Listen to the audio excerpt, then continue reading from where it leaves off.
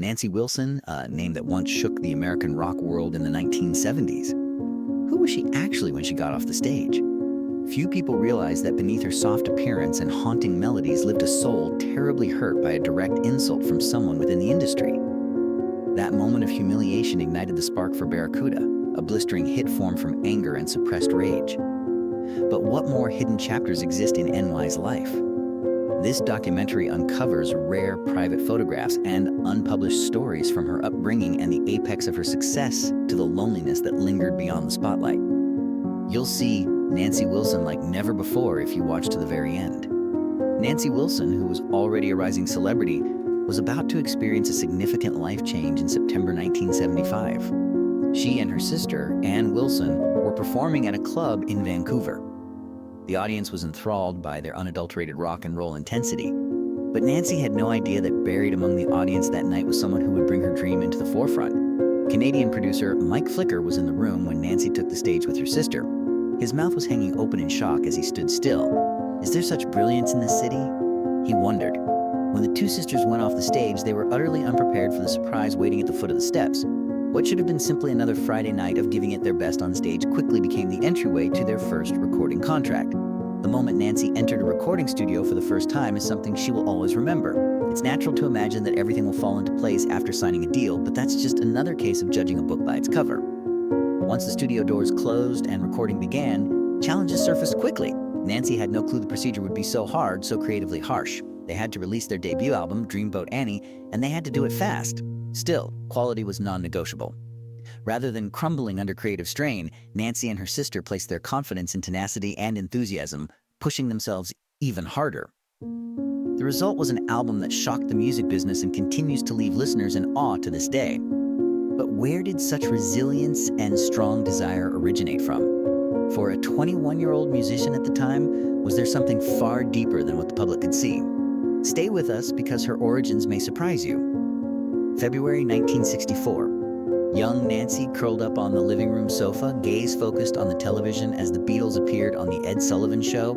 It was more than a show. Her world broke apart at that same instant. Nancy sensed the freedom, the elegance, and the raw strength streaming from the music. She turned at Anne and the two exchanged a wordless agreement. No promises, no plans. Yet in that instant, their path was already set. Passion, unfortunately, did not grow in ideal conditions. Nancy was raised in a military environment where the sense of home was always transitory. From a very young age, she was accustomed to packing up, leaving friends behind, and moving to new towns without time for goodbyes. Those continuous disturbances pushed many children inside. For Nancy, they sparked a different emotion, the search for stability inside herself. Music became her sole refuge. Her instrument accompanied her from house to house like a companion that never left. In her loneliest moments, Nancy played not to perform, but to save herself from coming apart. That turbulent background fostered a peculiar kind of endurance, one that subsequently became a significant benefit both in the studio and on stage. By the early 1970s, the rock business was still firmly a man's world. Women, when they appeared at all, were generally viewed as adornment rather than legitimate artists. Nancy realized this all too well. She faced derision, suspicious stares, even covert threats. But instead of stepping aside, she chose to move forward with iron discipline and defined boundaries of her own. Then came the defining day in 1974. Nancy thought she had had enough. After enduring recording engineers who wanted to abuse their skills for profit, along with degrading remarks from male peers, she could no longer endure it. She made a bold decision and teamed up with her sister Ann to start and grow the rock group Heart. They weren't merely pursuing personal enthusiasm. They were inadvertently betting their entire future in a world that was famously cruel to women. It may seem straightforward, even romantic, for two sisters to establish a band together. In actuality, it was a unique and bold option inside the music industry of that age. While Anne had a voice that could be both strong and delicate, reaching the deepest emotional strata, Nancy's guitar performance was crisp, powerful, and extremely technical. Instead of competing, these components merged. Their music didn't need to scream to convey its intensity, yet it was forceful enough to urge listeners to stop and pay attention. When the band initially started playing in Seattle, Heart started to draw attention as a bit of an outlier. A rock band led by two women that was neither soft nor prepared to compromise. The true turning point came when they crossed contact with a Canadian record producer. He didn't only see commercial potential, he felt the raw fire and originality in the sisters' music. He invited them to sign a recording contract in Vancouver after becoming enthralled with that unique pairing. Dreamboat Annie, their debut album, was created there. A record that didn't explode overnight, but spread gently like an underground current. Dreamboat Annie's ascent up the Billboard charts took some time. When the song Magic Man began playing on the radio and permeating into everyday life, Heart officially joined the mainstream of popular music. NY's high-register guitar riffs, piercing yet sensual, brilliantly matched Anne's hypnotic vocals. Listeners recalled the emotion as well as the melody, and such emotion soon made the moniker Heart the talk of the town. More important than commercial success, Heart quietly challenged long-standing prejudices about women in rock and roll. They didn't step onto the stage as ornamental emblems. They had their own narrative, mastered their instruments, and were in charge of the music. That mentality reached a new height with the release of their second album, Little Queen. It was bolder, fiercer, and far less ready to make concessions. Barracuda was more than just a success. It was a public show of resistance against deception, injustice, and power games within the music industry. For the first time, a female-led band wasn't solely singing about personal emotions. They were openly pointing out the mechanisms that demeaned women. Barracuda became the voice of a generation. Heart's status was no longer debatable after that.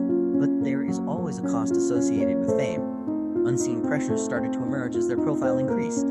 Behind the scenes, where viewers couldn't see, personal issues started creeping into rehearsals and tours alike. Unresolved professional problems blended with convoluted private lives, generating an undercurrent that threatened to break the band apart from within. At the crux of the tempest was NY's friendship with guitarist Roger Feiser. At first, they were an admired pair, passionate partners, and artistic collaborators. Over time, however, love crumbled under jealousy, control, and betrayals that couldn't be undone. What once motivated them became a burden. In addition to being emotionally spent, Nancy was drawn into a poisonous cycle that had an immediate impact on the band. The breaking point came after what should have been a successful show. Fisher stormed off after smashing his instrument in a fit of wrath and throwing the shattered parts at another band member. Everyone realized a boundary had been breached at that precise time. This was no longer a private disagreement. It was a real threat to the safety and future of Heart. As a result, the band voted to remove Roger Feiser, a necessary choice to preserve internal stability. That choice placed Nancy in an entirely new role, lead guitarist of Heart, starting a sequence of important turning moments in her life. Nancy was a true trailblazer on the band's stage, turning Heartbreak into an explosive sound with the lead guitar in her hands and a new beginning with Heart. But the band's woes were only beginning. The pressure to continue producing increased as their notoriety grew and word of their accomplishments spread. Addiction rapidly found its way into the heart of Heart. As the sisters later recalled, white powder was there in practically everything they accomplished: albums, lyrics, every element of the creative process. As members looked for increased creativity to fulfill ever-increasing expectations, cocaine soon became a common getaway. Nancy battled to prevent herself and the band from disintegrating under that constant pressure. Through cycles of incredible highs followed by crushing tiredness, she persisted to provide her best in every riff, every song, and every performance. Nancy had a unique sense of equilibrium while other members battled addiction and various personal issues, not because she was immune to pain, but because she chose to face it head-on. Over time, his quiet composure became an implicit reminder to the entire band that survival was still possible, that breakdown did not have to be the end. Looking back, outsiders may readily classify that volatile period as destruction, but to Nancy it was a time that built willpower, reinforced perseverance, and shaped the distinct character of the artist she would become. What originally appeared like wounds destined to scar her for life ultimately set the framework for a stunning rebirth in the early 1980s. Heart had become almost a shell of its former self by that point. Years of simmering tension, unresolved disagreements, and the lasting consequences of addiction had corroded both the band's soul and its creativity. A once dominant name on the charts was now declining. The future is unknown, and the spotlight is waning. In that gloomy time, Nancy and her bandmates were forced to confront a life or death question: change or disappear. They opted for the more difficult route of reinvention. Letting leave of the established classic rock image, they moved toward a bigger, softer path filled with new pop inclinations while keeping emotional depth. It was a purposeful evolution rather than a cheap compromise. The outcome was a self-titled record, a manifesto of regeneration. The rejuvenated sound rapidly made its way into the public's heart, bringing Heart back onto prominent venues. Songs filled radio airwaves, drawing in a new generation of fans and beginning a new chapter in a career once assumed to be over. For Nancy, this success represented more than a return to prominence or chart positions. It was a victory of perseverance. During this moment, every part of her artistry stood in full display. A sharp guitarist, a thoughtful songwriter, and a vocalist with a special charm. She wasn't just part of the band, and she turned into its resurrection soul. NY's confidence in this restorative power of adversity was further reinforced by genuinely human situations. Her heart was touched by a letter from a fan who was dying. In trembling sentences, the writer explained how NY's music had become a source of strength, a dim light in their final days. It was then that Nancy finally realized music's function, not only to entertain or dominate charts, but to heal.